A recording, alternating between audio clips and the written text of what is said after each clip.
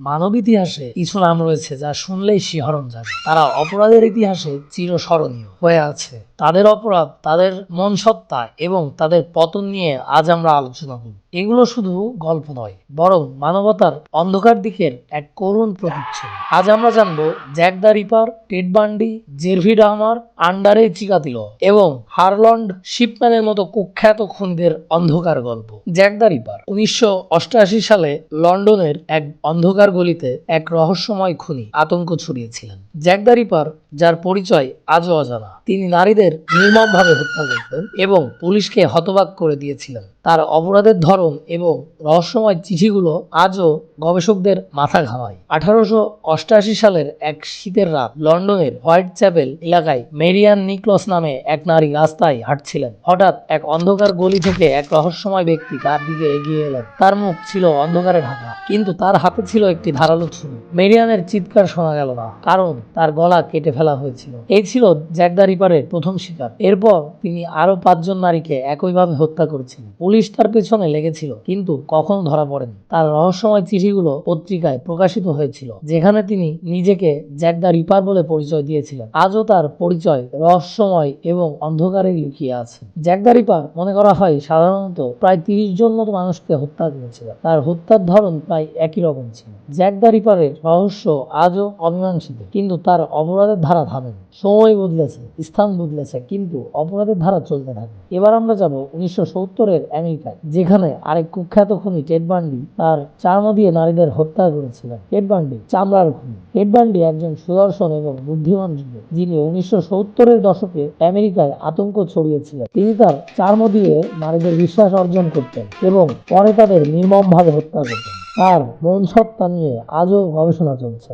1974 সালের এক গ্রীষ্মের দিন ওয়াশিংটন স্টেট ইউনিভার্সিটির ক্যাম্পাসে এক সুন্দরী ছাত্রী লিন্ডা হিলি ক্লাস থেকে বের হচ্ছিলেন। টেড বান্ডি একজন সুদর্শন এবং বন্ধুত্বপূর্ণ যুবক তার দিকে এগিয়ে এলেন। তিনি নিজেকে একজন ছাত্র বলে পরিচয় দিলেন এবং লিন্ডাকে তার গাড়িতে করে বাসায় পৌঁছে দেওয়ার প্রস্তাব দিলেন। লিন্ডা প্রথমে ইতস্তত করলেও পরে তার প্রস্তাবে রাজি হয়ে যায়, কিন্তু সেই গাড়ি তার জীবনের শেষ যাত্রা হয়ে দাঁড়ায়। টেড বান্ডি তাকে রীতিরকম অপহরণ করলেন, নির্যাতন করলেন এবং পরে হত্যা করলেন, এবং তিনি আরো 30 জন নারীকে একইভাবে হত্যা করেছিলেন। তার এই সুন্দর চেহারা এবং বুদ্ধিমত্তা তাকে ধরা পড়তে দেয়নি অনেকদিন, কিন্তু শেষ পর্যন্ত 1978 সালে তিনি ধরা পড়েন এবং 1989 সালে তাকে মৃত্যুদণ্ড দেওয়া হয়। ধারণা করা হয় 30 জনের বেশি মানুষকে তিনি হত্যা করেছেন। টেড বান্ডি সুন্দর এবং বুদ্ধিমত্তা তাকে ধরা পড়তে দেয়নি বেশ কিছুদিন, কিন্তু তার অপরাধের ধারা থেমে থাকেনি। এবার আমরা যাব 1970-এর শেষের দিকে, যেখানে আরেক কুখ্যাত খুনি জেফ্রি ডাহমার তার শিকারদের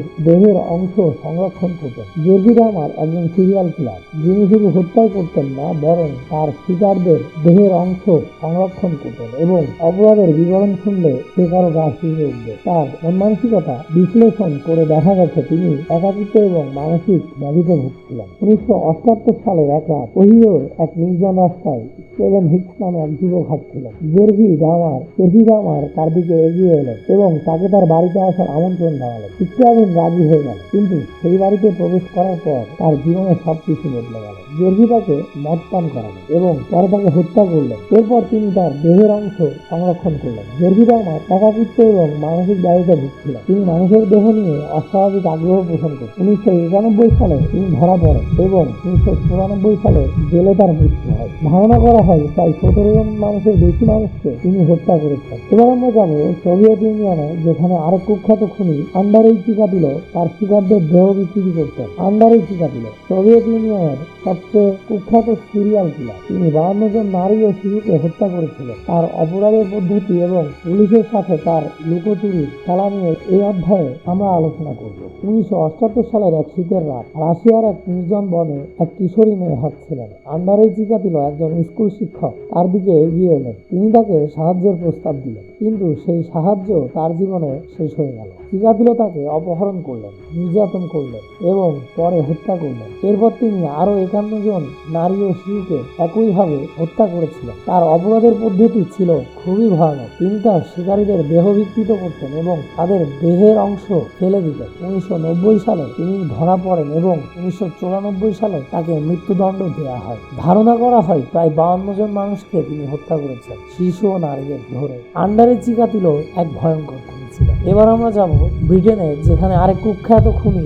হারল্যান্ড শিপম্যান। যিনি হচ্ছে একজন ডক্টর। হারল্যান্ড শিপম্যান একজন ব্রিটিশ ডাক্তার, যিনি তার রোগীদের হত্যা করেছিলেন। তিনি তার ক্ষমতার অপব্যবহার করে 200 জনের বেশি মানুষকে হত্যা করেছিলেন বলে ধারণা করা হয়। তার অপরাধ ধরা পড়ে একটি সাধারণ তদন্তের মাধ্যমে। 1975 সালের একদিন ম্যানচেস্টারের এক হাসপাতালে হারল্যান্ড শিপম্যান তার রোগীদের চিকিৎসা করছিলেন। তিনি তার এক রোগীকে মরফিন দিয়ে হত্যা করলেন। এরপর তিনি তার সম্পত্তি আত্মসাৎ করলেন। শিপম্যান তার ক্ষমতার অপব্যবহার করে 200 জনের বেশি রোগীকে হত্যা করেছিলেন। তার অপরাধ ধরা পড়ে 2000 সালে, যখন এক তদন্তে তার অপরাধের প্রমাণ পাওয়া যায়। 2004 সালে জেলে তার মৃত্যু হয়। ধারণা করা হয় 200 জনের বেশি মানুষকে তিনি হত্যা করেছেন। একজন মানুষ যিনি কিনা ডক্টর, তিনি মানুষকে হত্যা করতে পারেন। এটা যেন আমাদেরকে বুঝিয়ে দেয় আসলে ডক্টর ভালো হতে পারে, ডক্টর খারাপও হতে পারে। এই খুনিরা তাদের অপরাধের মাধ্যমে ইতিহাসে চিহ্নিত হয়ে আছে। তাদের গল্প শুধু ভয়ের নয়, বরং মানব সত্ত্বের, মনসত্ত্বের জটিলতা এবং সমাজের অন্ধকার দিকের প্রতিচ্ছবি। তাদের অপরাধ আমাদের শেখায়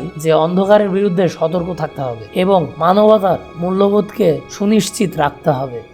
এই ভিডিওতে আমরা ইতিহাসের কুখ্যাত খুনিদের জীবন ও অপরাধ নিয়ে আলোচনা করেছি। Jack the Ripper, Ted Bundy, Jeffrey Dahmer, Andrei Chikatilo এবং হারল্যান্ড শিপম্যানের মতো খুনিরা কিভাবে তাদের অপরাধ সংগঠিত করেছিলেন এবং তাদের মন মানসিকতা কেমন ছিল। এই ভিডিওতে আমরা সেই অন্ধকার দিকের সত্যি গল্প তুলে ধরেছি। ভিডিওটা দেখুন এবং মানবতার অন্ধকারের দিক সম্পর্কে জানুন। আমাদের ভিডিওটি আপনাদের কাছে যদি একটুও ভালো লেগে থাকে, এখনই লাইক ও কমেন্ট করুন ও সাবস্ক্রাইব করুন। আপনার একটি লাইক, একটি কমেন্ট আমাদের পরবর্তী ভিডিও বানাতে অনেক বেশি উৎসাহ দেয়। তো এখনই ভিডিওটি লাইক করুন, আপনার মন্তব্য কমেন্ট করুন, আর ভালো লাগলে সাবস্ক্রাইব করুন। সবাই ভালো থাকবেন। আসসালামু আলাইকুম।